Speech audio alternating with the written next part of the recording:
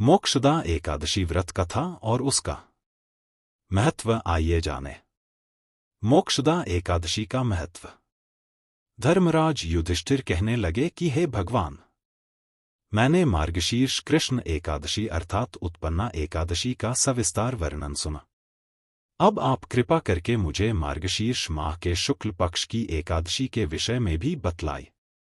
इस एकादशी का क्या नाम है तथा इसके व्रत का क्या विधान है? इसकी विधि क्या है? इसका व्रत करने से किस फल की प्राप्ति होती है? कृपया यह सब विधान पूर्वक कहिए। भगवान श्री कृष्ण बोले, मार्गशीर्ष माह के शुक्ल पक्ष में आने वाली इस एकादशी को मोक्षदा एकादशी कहा जाता है। यह व्रत मोक्ष देने वाला तथा चिंतामणि के समान सब कामनाएं पूर्ण करने वाला है, जिससे आप अपने पूर्वजों के दुखों को खत्म कर सकते हैं। इसका माहात्म्य मैं तुमसे कहता हूं, ध्यानपूर्वक सुनो। मोक्षदा एकादशी व्रत कथा। गोकुल नाम के नगर में वैखानस नामक राजा राज्य करता था। उसके राज्य में चारों वेदों के ज्ञाता ब्राह्मण रहते थे। वह राजा अपनी प्रजा का पुत्रवत पालन करता था। एक बार रात्रि में राजा ने एक स्वप्न देखा कि उसके पिता नरक में हैं। उसे बड़ा आश्चर्य हुआ। प्रातः वह विद्वान ब्राह्मणों के पास गया और अपना स्वप्न सुनाया। कहा, मैंने अपने पिता को नरक में कष्ट उठाते देखा है। उन्होंने मुझसे कहा कि हे पुत्र, मैं नरक में पड़ा हूं, यहां से तुम मुझे मुक्त कराओ। जब से मैंने ये वचन सुने हैं तब से मैं बहुत बेचैन हूं। चित्त में बड़ी अशांति हो रही है। मुझे इस राज्य, धन, पुत्र, स्त्री, हाथी, घोड़े आदि में कुछ भी सुख प्रतीत नहीं होता। क्या करूं?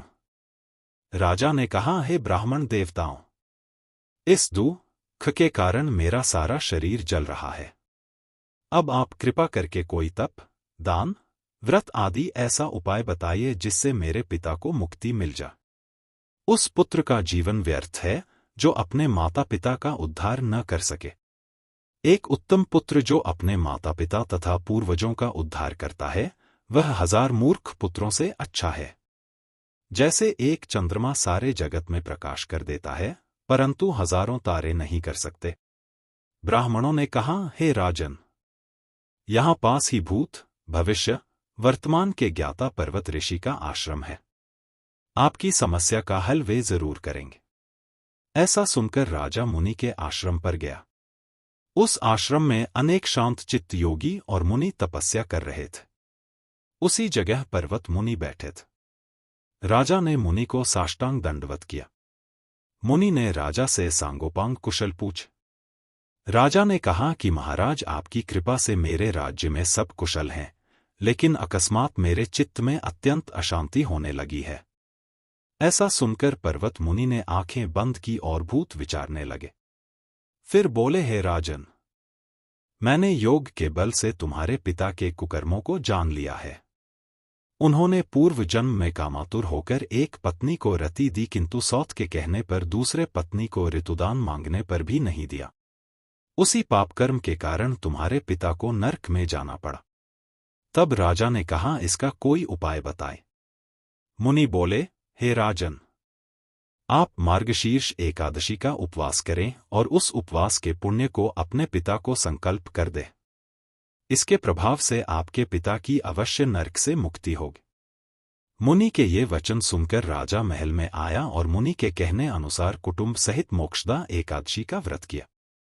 इसके उपवास का पुण्य उसने पिता को अर्पण कर दिया। इसके प्रभाव से उसके पिता को मुक्ति मिल गई और स्वर्ग में जाते हुए वे पुत्र से कहने लगे, हे पुत्र, तेरा कल्याण हो। यह कहकर स्वर्ग चले गए। मार्गशीर्ष मास की शुक्ल पक्ष की मोक्षदा एकादशी का जो व्रत करते हैं, उनके समस्त पाप नष्ट हो जाते हैं। इस व्रत से बढ़कर मोक्ष देने वाला और कोई व्रत नहीं है।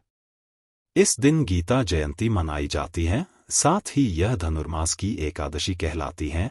अतः इस एकादशी का महत्व कई गुना और भी बढ़ जाता है। इस दिन से गीता पाठ का अनुष्ठान प्रारंभ करें तथा प्रतिदिन थोड़ी देर गीता अवश्य पढ़ें।